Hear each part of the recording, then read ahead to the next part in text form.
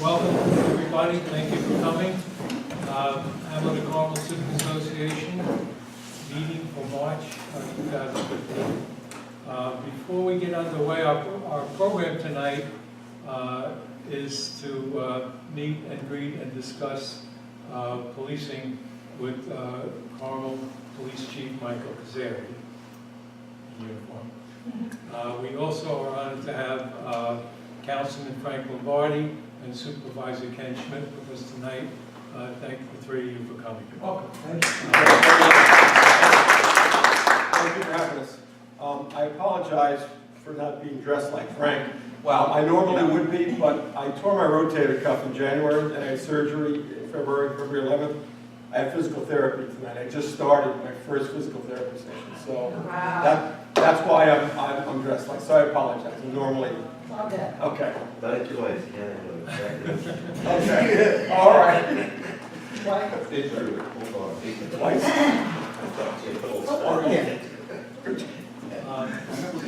So before we actually get into our meeting, as representing the Hamlet Association, I just want to personally, for the Hamlet, say thank you for all the cooperation we've gotten over the years from both the town and the police department. You've always been there for our holiday on the lake, our Halloween project. Anything we do, we get tons of support from you, and it's much appreciated.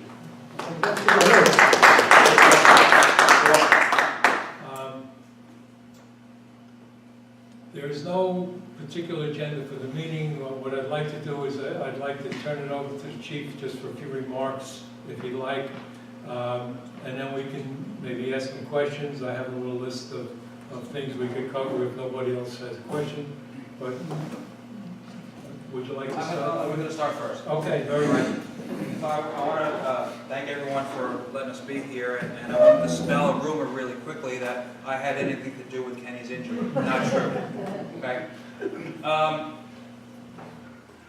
Back in October, there was an incident on Red Mills Road where some residents had some complaints about something particular that's been going on for many years there.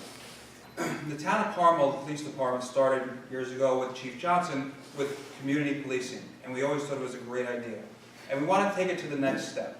Okay, now that we have a new chief who believes in it firmly, just like the town board does, community policing is it, and this is what we're going to strive to continue to do. So at that particular meeting, there was some residents where they're on a cul-de-sac, and there's a dead end there where the county property begins, and there was some activity there that was not, there was some drug activity that we believed was always there.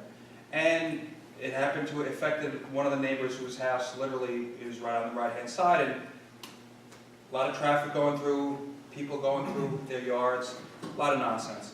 So what we did is they called us, I said, you know what, let's have the chief. So we had the chief come to their house. We had about 8 or 10 neighbors. Sergeant Nagel was there.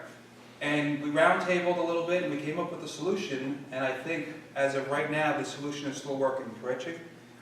And it was a very simple solution that took a couple of steps for us to do. So that's what we envision community policing to be. And after that meeting, I said to the chief, you know, we should do this more often, really get out there, especially since the fact that you're new to the job, of chief. Of course, he was lieutenant for many years. And I called Frank, and we tried to come in the fall. We tried to come in November, but then we were too late for the November meeting, and then there was no meeting in December. So this is the first opportunity we had to do so. So what I'd like to do is, and by the way, this is the first civic association and really homeowners group that we've attended, and we anticipate doing it more often. So you can talk about anything you like with the chief being here, but specifically what we were looking to do is, if anybody has any specific issues with regard to their little neighborhood, their couple of blocks, the chief will address them, we'll write them down, and we'll dispatch the sergeants and lieutenants to try and come up with solutions and how we can correct them. And the chief has been doing an excellent job with that. He's been working very hard with the sheriff's department as well, and trying to keep the town of Carmel as safe as we can, and keep our residents happy in terms of policing and safe and things like that. So I'm going to turn it over to Chief Kazari, and by all means, we'll open it up to your comments and concerns. Thanks. So I grew up here with some people in the rooms, with some of the people in the room, and with some people's children, and raising my kids here in this community. And we care about keeping this place the way it is, safe, and all of the issues that maybe come up that some of you feel you don't want to call about. Like I was talking to Gary about the speeding problem on Willow Road. Mr. Gephardt, his neighbor, has been calling, and I've been talking to him for probably 20 years about speeding on Willow Road.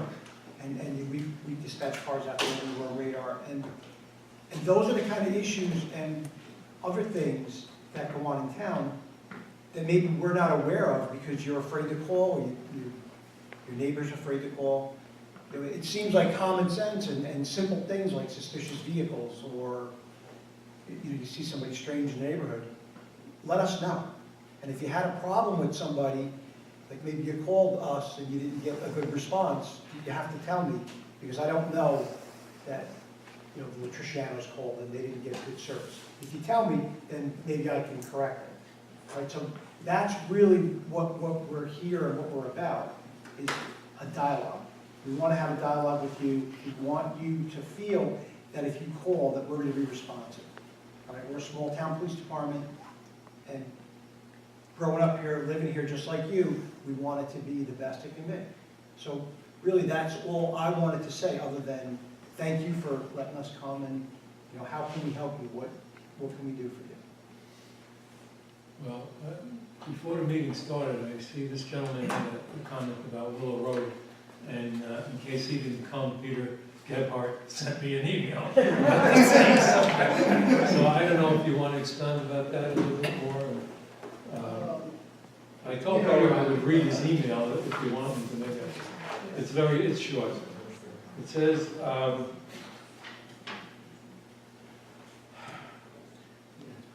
he talks about the enforcement of speed limits in the hamlet. Willow Road, Seminary Hill Road, Mechanic Street, North Gate, and Interlaken are all a bypass of the Route 6 corridor for people entering the hamlet from the west to connect to Stoneleigh Avenue towards the hospital in Croton Falls. This route has been a long-time problem with speeders going to and from work daily. Residents have made many calls for enforcement with basically token response. I'm sure the same problem exists on other roads that provide a shortcut for traffic from US 6 and 52, etc. That was his comment. If you want to just share, your thoughts on it. I know you had spoken prior to that. I suggested nothing to do with, you're not going to build it, but a calming strip of some sort.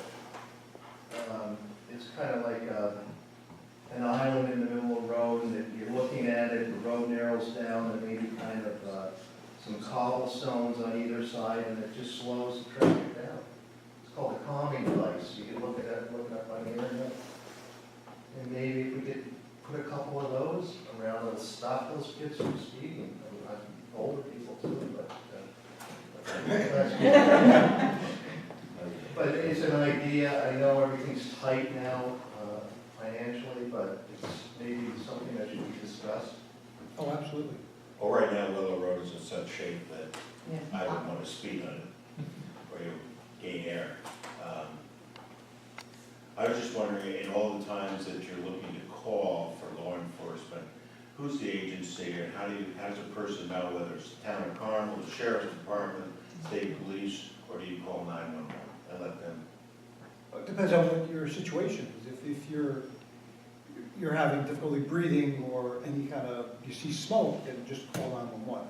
If it's because the neighbor's dog is barking, or there's some litter on the road and you saw the person that did it and you want to report it, it doesn't really matter which police agency. If you live in the town of Carmel, then by all means call us. But it doesn't matter who you call, because whatever 7-digit number you call, you're going to get service. And the state police, if it's in the town of Carmel, are gonna call us and say, you know, Mr. Keith called and his neighbor's throwing garbage over the road at, you know, whatever street. I'll talk to Peter. All right. Mike, I have a question for you. Yes, Jen? Bill and I both served on the school board for a long time. And an ongoing conversation would be something that's very close to here. Because of where the Carmel High School is in proximity to our town, it's been a perennial problem since, you know, well, it wasn't a problem when my mom was in school here, she'd walk up to the diner on the corner, right? So we still have kids that have uptown privileges. And we have other kids that aren't even really students in our school district who tend to, not a lot of them, but are also congregating in certain areas. Those areas tend to be by Granite Insurance and Lorenzo's Pizza, like that corridor right there. So we used to have a conversation a lot of times in school board and different meetings saying, how can we, even though we're in such close proximity to the sheriff's department, and we have a great relationship with the SRO, right? Got a resource officer from the sheriff's department at the middle school and at the high school. They're there for a very short time in the morning directing traffic. And then sometimes, you know, they're there for different school activities. But we were like, how can we get some kind of a police presence very sporadically, very intermittently, between the hours of 7 a.m.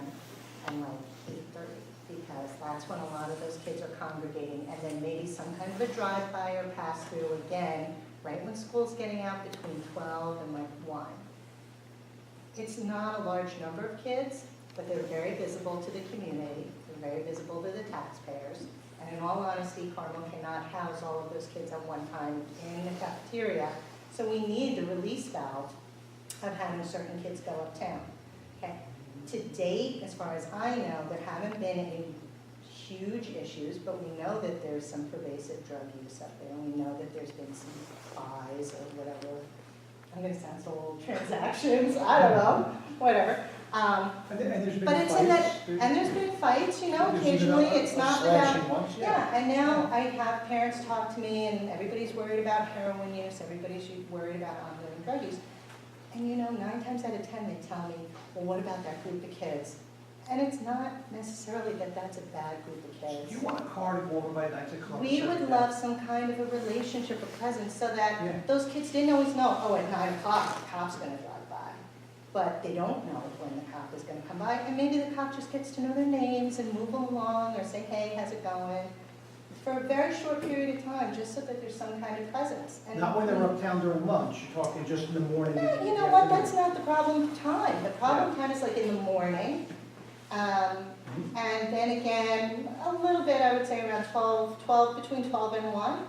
And Dr. Ryan is still there, although Andy Urban is newly appointed, I just heard from Al. So we will have a change in superintendent there, but I would love for you guys to if you don't already know Andy, get to know him and broach the subject. I'm no longer on the school board.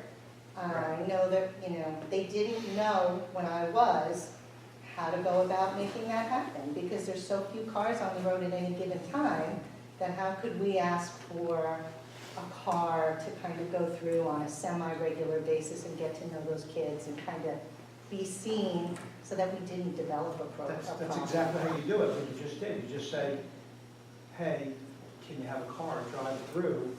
Yeah, that's fine.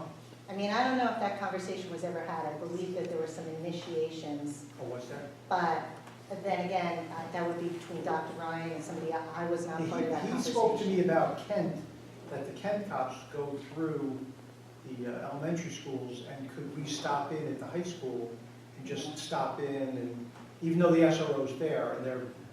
But it's not even so much at the school, which No, would be no, I'm saying, great. that's the conversation I had with him. Oh, was, okay. Can we stop in once in a while, because he Because was they were really, looking for more of a police he was presence. really happy with Kent will drive through the elementary, but they don't have the They SPO. don't have the Like SRO. Mayapack, we've got, Oh, you know, an armed SPO at every elementary school. yeah, we don't have that. Yeah. And I don't, yeah.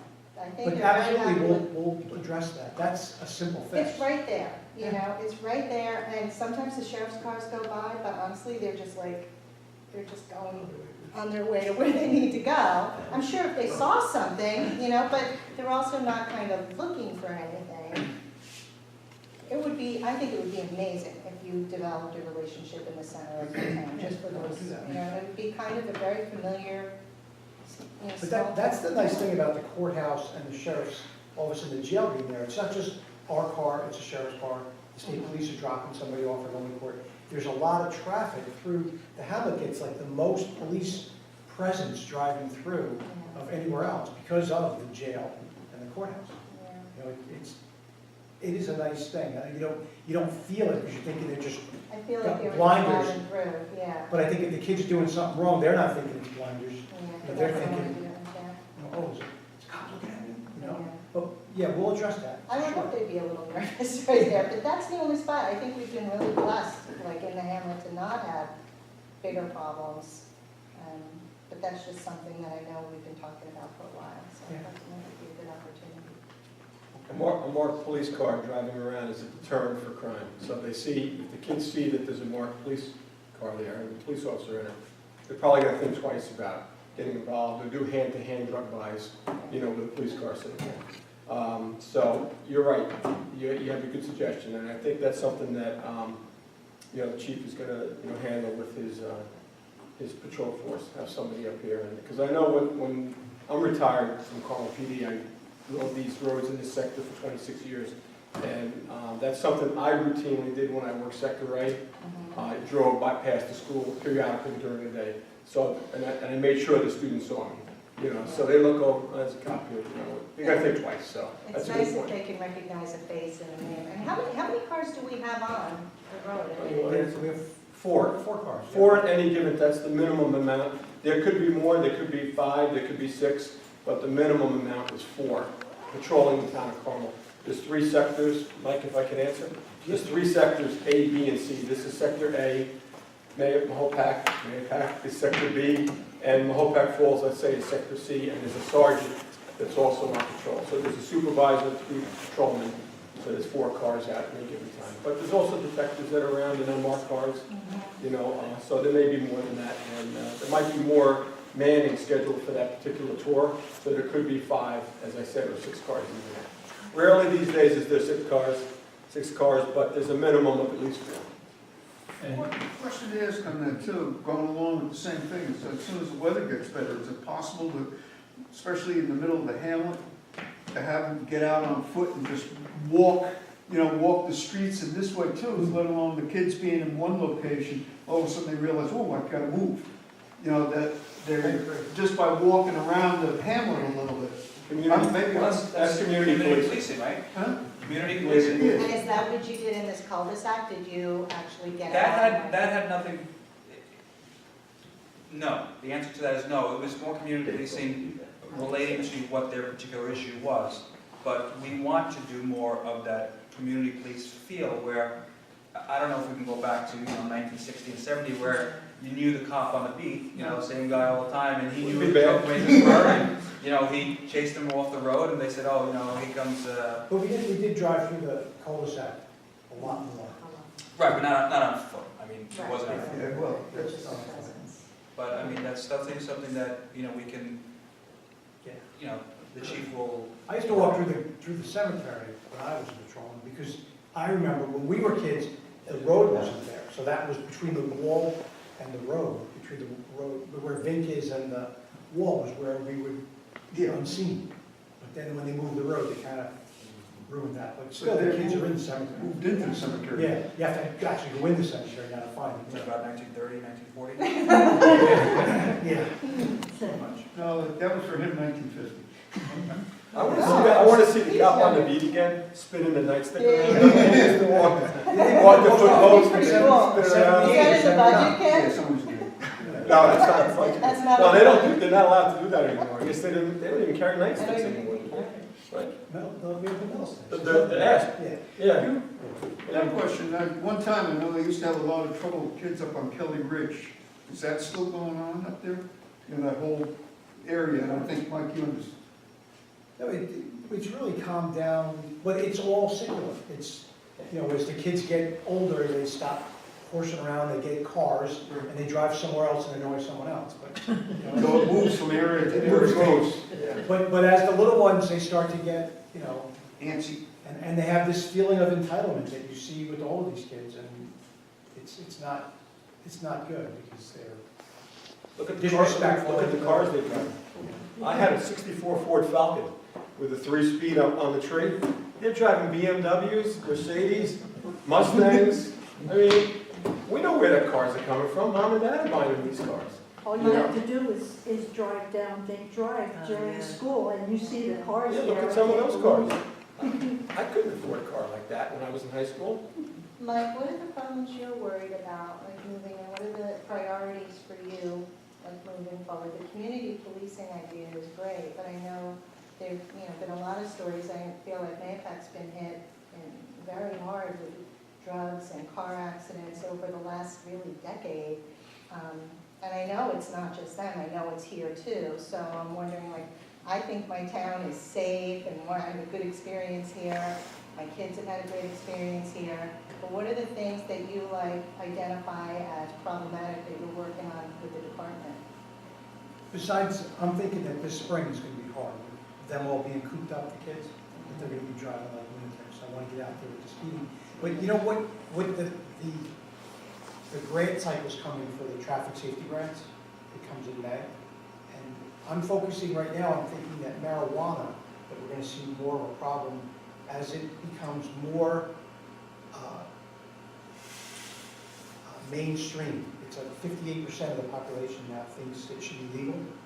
So the message that the kids are getting is not the same as alcohol, where the kids, Right. the message is don't drink and drive, it's an adult thing.